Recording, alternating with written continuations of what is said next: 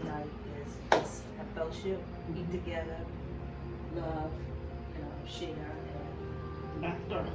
and laugh. Yeah, have fun. So, we're gonna take the bread. Dry. Sourdough. Why? It's Sourdough. Taste like pumpernickel. Pumpernickel brown. Pumpernickel brown bread. It's sourdough. Kind of taste like a pickle. It's a Danish style rye bread. It's brown. It's brown. Yes. I ate my piece. That's it. I ate my piece. I ain't got no. And so it is Why important. you did that, Greg? I told you we need something to go with. Yeah, anything got sneak in there. So what? Like what? Okay, yeah, anything that you have to sneak and do to where you think don't nobody know about it. It can be like a diet. It can be like if you shopping, buying stuff and your significant other or your husband don't know about it. You hide it in different closets. Put your price tags. Switch the price Or tag. going to the store. Now I used to do that when I was younger. I ain't gonna lie. Yeah. I know how to take the thing, and put And it in bend my it. Take it off and slide it back on. Just take the tag off. No, but No. if your price check, we take the tag Yeah, off. Then right. find the other one, and then the price check. Oh, y'all mean tell me like going back to the store type stuff. I thought someone bringing the stuff home. No, we're talking about in the store. In the store. Tags. In the tag. Yeah, you switch your tags. Yes, ma'am. Yeah, I just Okay, Well, I did. Not really. We gonna have no debate when you The get wine, your boy, question I out. tell you.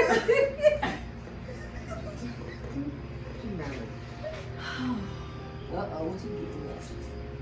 Why do some women assume the worst by just looking at you? Oh. Her. Oh, that's a good. Well, for me. They have to answer that question because I mean, you know what I'm something wrong with them. Exactly. Yeah. And for me, that's what I say. It's either insecure woman or I don't want to be the word that says hating, but again, you have to know the person. So this is one of the reasons why you get to know the person. Then you be like, you know what? I used to look at her and man, she cool. She cool people. You know what I mean? So again, why do some women assume the worst? That's on them. You know, that's where they need to come with Jesus. Come with Jesus moments. You know, that shows that you don't have the love in your heart that God has. Yeah. Exactly. Right. And some people assume about what other people then told them. Yeah. You know, a lot. Now that's real known. Yeah. About what somebody told them about the individual, but at the same time, you don't know what that person did to that individual for that person to feel the way that they feel. So you can't judge them based on your relationship with them. You get to know a person for yourself. Very good. Thank you. And I am a beautiful couple, honey. Say it. All right, man. Never. What you got, girl? What do you see when you look in the mirror? Beauty. Okay. Intelligence. All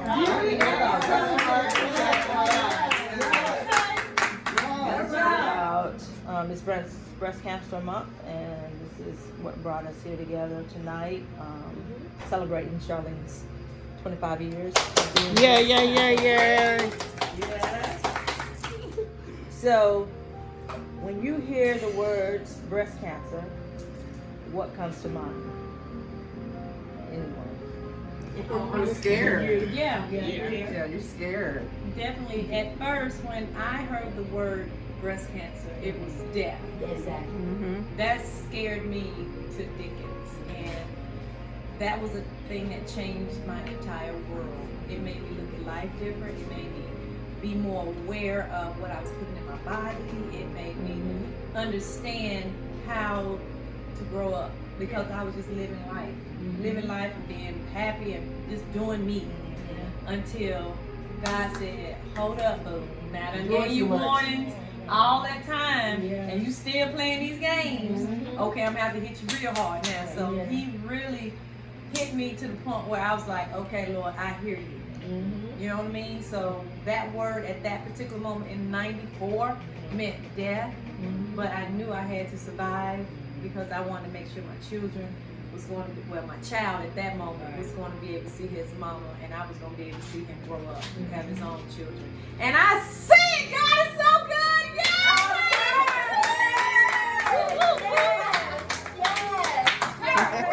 Okay.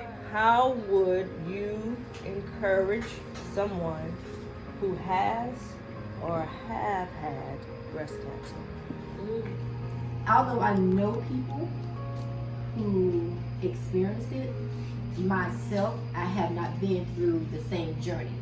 So the way I can encourage someone is by supporting them and being there. They want someone to talk to, being there for them. You know, if they need a moment to cry, okay, I'm that shoulder. If they need some laughter, I will do that. But as far as giving them encouraging words, yeah, I can do that. But I don't think that would be enough for me to say that I can encourage you. Me being there supporting you is encouraging for me to say that that's what I do. Do you know how to give yourself a breast cancer? Oh, yeah. You know how to do it? Yeah. Show. Lift your hand up. And then you go all the way around. All around. Or outside, and Yeah. you come into the inside. All right, so when should you do it? And shower. In the shower. Say it again? 10 days after your cycle. Oh, you said when? Oh, What if you don't have a cycle? Yeah, what if you don't have a cycle? Why do you think we still have attempts to suppress voting rights in America? Wait a minute, you said we. As That a is world. the country, yeah. Why do you think there is still voter suppression in America? They don't believe in the system. They feel like they feel like the government is in control. They don't do what they gonna do. Pretty much the governor is. They are in control. Yeah. People just give up on the belief because of what they Yeah, see. right. They blindside. Yeah, they never blindside. change it. They blindside. Why do you think there's still voter suppression? Or There attempts to There is, yeah. attempts to suppress the vote. What I see is that if we become knowledgeable of who we are as a people, we can run this country as an African American, melon tone, olive tone, black goddesses and gods. We can run this world, and the European white man know this, Yeah. but we have to know it for ourselves, and we have to be able to do better. So they're going to continue to suppress. They're going to continue to deflate us as much as they can because they know our power. That's But exactly what it is. again, we have to know our power. That's exactly what it So is. this is why it's suppressed. If it's, why do they keep doing us like this? Because they know that we have the power. Thank you. They know So we that's, have yeah, so that's the basic They question. know you what know, we're that's- capable of. They see what we do in sports and all other stuff. So But the sad part about it is we don't know how much power we have as an individual, and that's what a lot of us. we need to learn how to come together. Right. Well, Yes. Right. The thing that I see is that some of us are woke, some of us are not. The ones who are not woke, yeah, we need to reach out to them because they are still brainwashed. They're still taught that European way. And they'll keep feeding it to the generations and generations, and that's what it is, it's a generational curse for us. Because we were taught that until we wake up and do our own thing, do our own research and this, that, and the other, and not be bound by what they taught us, then yes, we can come together. But at the same time, we have to fight within ourselves to get that together. Power trip. Mm-hmm. You know, for so many years, you know, when we brought over, they had the upper hand. Mhm. They made us feel inferior. Yeah. And so that mentality, as you said, has been passed on and on. And so when we became knowledgeable, learned how to read and write, and we began to get our own businesses or whatever, then they're like, okay, these people can overthrow us if we let them. Yeah. And so I believe that's why they want to keep us under the foot. Oh yeah. We can rise up, we can only rise up so Yeah. high. They don't want us to do to them what they done to us. Exactly. That's Now exactly you it. see what happened with the Black Wall Street Yeah. in Oklahoma when they tore down, burnt up, killed, massacred all of our, black wealth Yeah. at that particular moment. And from that point on, it's like we've been trying to play a catch up, Yes, and we never can catch up because they stay 10 steps ahead of us. Yeah. So again, we just have to keep pushing into our young people, on their wealth and how important it is for them to come up. Yeah. Well, and that goes back to the schooling. If they put this stuff in the schools, like what you said she's yeah. Then like It's gonna better educate them. Yeah, it's gonna And be. that was one of But the that's what questions it in there is. too. Like, Yeah. what would you like to see in the schools other than what's being taught now? First And of that all, is prayer should have never been taken out. right. That's when it Exactly. all went awry. Exactly. Yeah. They need to teach our kids about our history. Thank you. Yeah. Exactly. We still have. That's what opened my eyes for the first time that we have true racism when he became president. Just for It was always It was there. always It's there. illuminated. Right. It was always there, but it's surfing now Yes. more than ever. Exactly, because they think they can just do what they want to do and just, you know what I'm saying? But what they fail to realize, the Yeah, same we thing don't that you see can the do, tech. we're not our ancestors anymore. We're not our ancestors. We're Right. from them, but Yeah. we're not them. Yeah. We fight a Totally whole different different way. breed. Yeah. We fight a whole different way. Elaborating on that, the reason why I am voting is because of my ancestors, what they went through Yeah, exactly. to get us the right to To vote. And not just that, just for the kids that's coming behind. Not That's why I vote every year. Yeah. I mean, Yeah. every Because time the really, election it's comes. our time. Yeah. Yeah, It's I our want time. them to be able to experience something different. Mm-hmm. Not in this generation. Sorry, it's the same guns they got. We got 'em. Yeah. Absolutely. Good with that. What do you think you can do to make America? What do you think you can do to make America a place that you're proud to Mm. We gotta come as one. Yeah. We gotta come together. be? I But what think- do you think you can do to make it a place that you'll be proud to be a citizen of, to live in, say that's my America? What do you No, think? that's you not I can can't do? say that. Yeah, in your Because situation. I'm in the community, Yeah. so what drives me in the morning is when I get up knowing that I'm getting ready to hit the street and talk to individuals and see how they feel. Because we can say, point the finger and say what we gonna do, what we gonna do, what we gonna do, but until you go to that person that is homeless, Yeah. displaced, or that person who may need a hand up because they're about to be put out their house, to know that they're in need, then we find the resources. That's how I know that it's going to be a better place because of the things that I do in the community. And like running for city council, being that voice and making sure that those resources that the city has Exactly. It's a gets basic- back out to the communities that Exactly. Like it used to be. Yeah. Exactly. Now, but all what she just said is wrapped up in the love of God. So long as you are sharing the love of God to your fellow neighbors, you're letting them know that God is alive, He's real, and then they can pay it forward as well, and they pay it forward to the next person, the next person. So you just do your part in that alone. There's ways you can do it, but just show the love of God. That's how you impact it. Make an impact with your footprint. Simple as calling and saying, hey, how you doing? Is there something that I can help you with? Smiling, just saying I love you. That can brighten up, And one thing that I have always known is that a lot of the people out in the street, they don't want to come into the church because they see that the church is at each other's throat. You know what I'm saying? So what they see on the street is what shows them love. So we have to go where they are and show them from their perspective what love is. Once they see that, then they'll say, you know what, let me go into, Go to the building. you know what I'm saying? Right, But we yeah. have to be a part of the street and or not, how is it, of the world, Yeah. in the world, not of the world. Yeah. You have to go to the world to actually just be who they are. Yeah, because Jesus, he didn't go to the church. He went out. Thank you.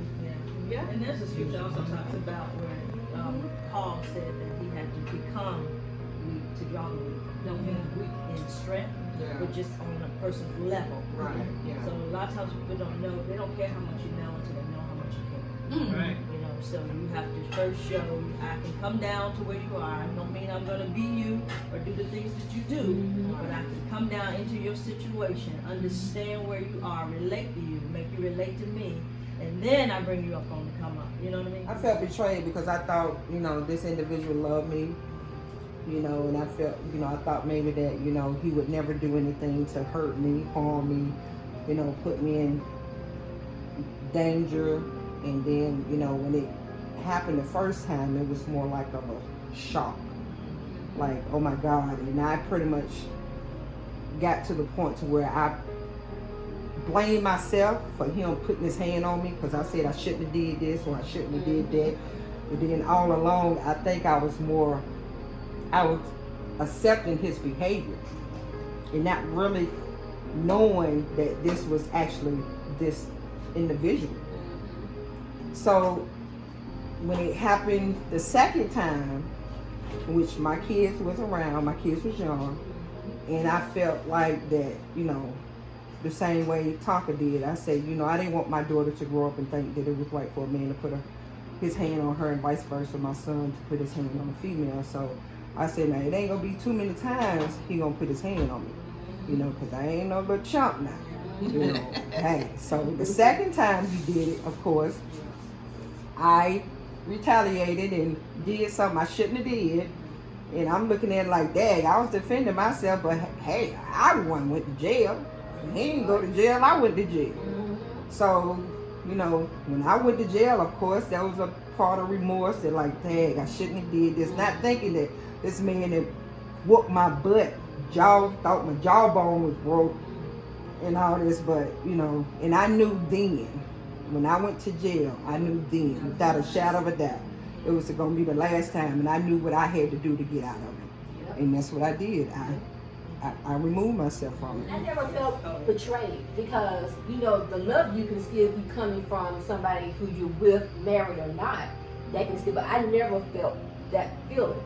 But I can see where you're coming from as far as what you did feel because of what your situation was. In different situations, like you said, can be different. Yeah. But and I think, you know, when I hear the word betrayed, I immediately go to the marriage vows. Mm-hmm. So, you know, that's how, like you said, you Protect know, me. sickness and health, and good, Right. rich and poor, and all that. And you doing this to me? Yeah. Well, yes, that's a direct betrayal of what you said to God. You know? Yeah, So, yeah.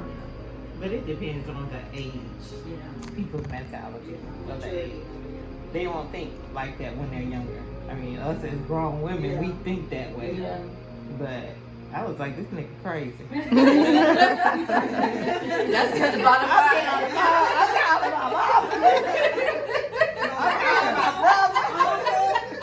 Everybody coming over here. Because the whole village, the whole tribe coming. How would you plan an intervention for someone that's in a domestic violence situation? Something like this. Yeah. Yeah, group talk. It's touchy with that one, because when you're in a domestic violence situation, I'm speaking of self, when you're feeling what you're feeling, it's just because you're feeling something that you're in it. You think you deserve it. Some think they don't. But when you get deep into people's business, especially when they into it, it's not really good. You have to pray your way out of that situation. You have to want to get out, because you can run over there, you can call the police. Next day, oh girl, gonna be right back. Right over there. Yeah. Yeah, so like you said, have something like this, or it could just be, you take that person away, take the person away, you know, one-on-one, you know. and Because normally when just have they in that talk. group and they hear a lot of people is going through what they're going through, it's right. They have a tendency to lean in the right direction and thinking that this is not just happening to me, it's happening. Yeah, absolutely. So, but yeah, I agree with what you're saying, but like, if you had the opportunity to intervene, what would you do? So, it's different things, you know, you have to know the person, you know, they have to, that's it. You gotta want to get out. All right, Amen to that. why should you get, okay, this is a little deeper, around that same question, why should you get involved in a domestic relationship? What is the reason why? Because, I mean, if you experience it I guess it depends on the individual, because I'm that type of person that, you know, I'm not so secretive. You know, if I'm going through something, you know, I want somebody to be there to help me, especially close friends, you know. So if I went through it and I knew the way that I felt about it and wanted, if I wasn't that strong-minded person, I would want somebody to, you know, help me. You know, if I'm scared that, dog, if he find out about this, and who am I supposed to turn to? Or, he's coming back. You know, I would want that support. I would want that help. So, you know, it depends on that individual, where they stand in it. So because you experienced it, you would want to get somebody. I would want, yeah, if I wasn't that strong person that I was into mine. Out, finding different ways to get them out. Here's a passport, here's some money, go. We have a van right here, take your children, you go. He won't never find you. That type of thing. And I'm so drawn to movies that have something like that in it. And I'd be like, that could be a good one right there. Okay, but I have to get that resource and that connection so it can go into play. So it's funny that you asked that question. All right. Do you think domestic violence is just between the two parties involved? It affects the whole, just like I said, it affects the whole family. Yeah. So you know how often we may see, or growing up, I guess it depends. So sometimes you could hear, see a man and woman fighting in the street. Yeah. They just left it between that man and that woman. And then other times, depending on where you are, who you were, you could jump in, save the woman or the man, you know, and it'd be okay. And it end peacefully, whatever. I mean, nowadays, Oh, you can't Can't do that. do You that. gonna get killed. but you know, I I know you like you want to You do want it, but to, you don't but- want the but you person. don't know. Yeah, but you don't know what they got on them. Right, You right. can't be too quick to jump in now, like you could back in the Back, day, right. which is so sad. But you know, I think it's between the two parties to a certain point. Then when they cross the line, making it public, making it in our face, Obvious. you know, then no, we got we supposed to stand by and let you beat her to the ground. You know what I mean? So you know, it's kind of. Yes, it depends, but yeah, I think, you know, I probably, love that 911 is working. yeah, and then, but nowadays 911, you get your Take kids. forever to get somewhere. Nah, 911. I said, listen, there's a domestic violence over here on this corner right here. I need you to come immediately because the man's beating her down to a pup. She's bleeding. I think he has a weapon. Hang up. You don't know me. I feel like it's 50-50 because I think for certain kids, like with Saul, for example, he knows that he has to, like, certain kids know that they have to do what he knows, but he has to do a lot of shit. Like, some kids are just better being in person with to make sure they actually understand. Because we can't easily just tell a teacher, like, yeah, we get it, but not really understand it because either we're not comfortable with telling them or some we simply don't care. And it's like, school education is important, so it's like if you're not understanding, it's gonna show with grades, and it's like if you're at home, your parents they're gonna see that you're not actually getting it, you're just talking because you just want to go do what you want to do, and it's not okay. So I feel like, of course, you have to be cautious. Like going back to school is huge because the way they can manage it is having everybody back. You can't control everybody. Everybody's gonna want to touch and not wear masks and stuff like that. Especially Too older- much. Especially older kids. So Yeah, do you think that the kids should change class or the teachers?